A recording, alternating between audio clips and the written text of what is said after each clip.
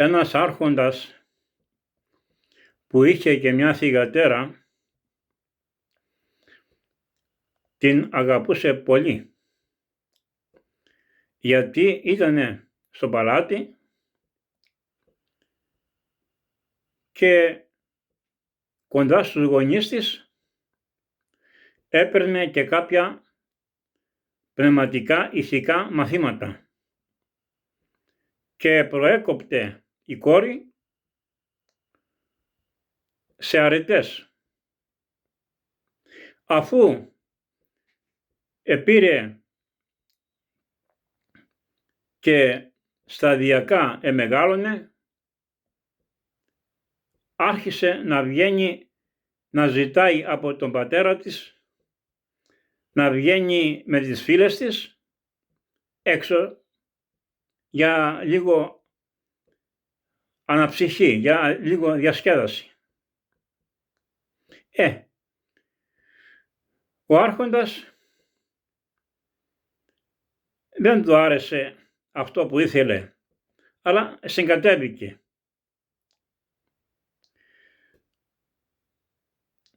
Έβγαινε έξω με τις φίλες της η κόρη και όπως ξέρουμε η μία φίλη συμπορευόταν με την άλλη. Δηλαδή έκανανε παρέες που άρεσε η μία στην άλλη. Έτσι και η θυγατέρα του άρχοντα αναμίχθηκε με τις άλλες κοπέλες και έγινε και αυτή όπως ήταν οι άλλες. Δηλαδή εξέφυγε από την πνευματική στράτα. Ο άρχοντας είναι ο Χριστός. Η Ελλάδα είναι η κόρη, η θυγατέρα του άρχοντα Χριστού. Η κόρη Ελλάδα, όσο έμενε στις ιερές παραδόσεις της Ορθοδόξου Εκκλησίας, ήτανε αγνή. Είχε ηθικόν χαρακτήρα και έμενε στο παλάτι με αρετές. Αφού η θυγατέρα η Ελλάδα αναμίχθηκε με τις φίλες της, δηλαδή με τις ευρωπαϊκές χώρες, άρχισε και αυτή να κάνει ό,τι κάνουν και οι ευρωπαϊκές χώρες. Έτσι η Ελλάδα, η θυγατέρα του άρχοντα Χριστού,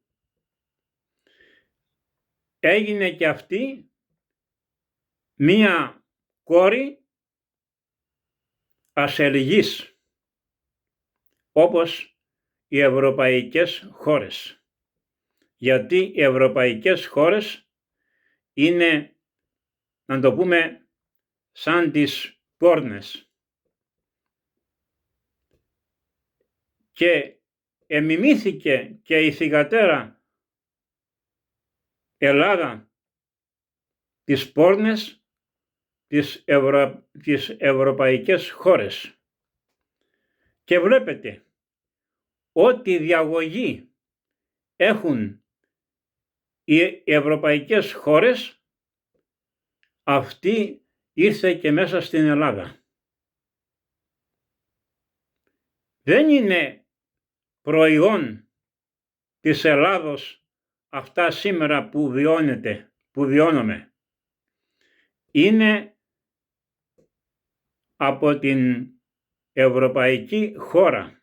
Γιατί όταν εμπήκε η Ελλάδα στην Ένωση της Ευρώπης, από εκεί εξεχείρισε ο βόθρος της Ευρώπης και στην Ελλάδα. Παραδείγματα. Ο οικουμενισμός, δηλαδή με την ένωση των παπικών, με τις αιρέσεις,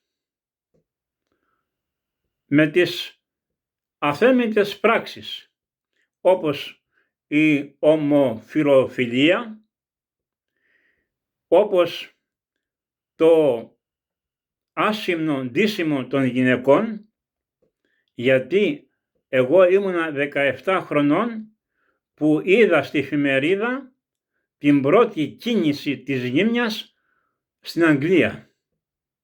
Τώρα είναι 50 κάπου 60 χρόνια.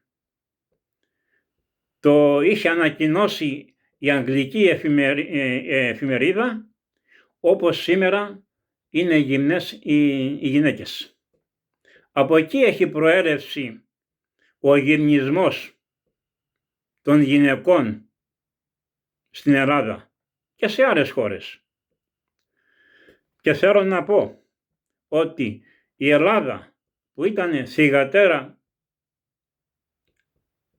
του Άρχοντα Χριστού, έγινε θυγατέρα της πόρνης Ευρώπης.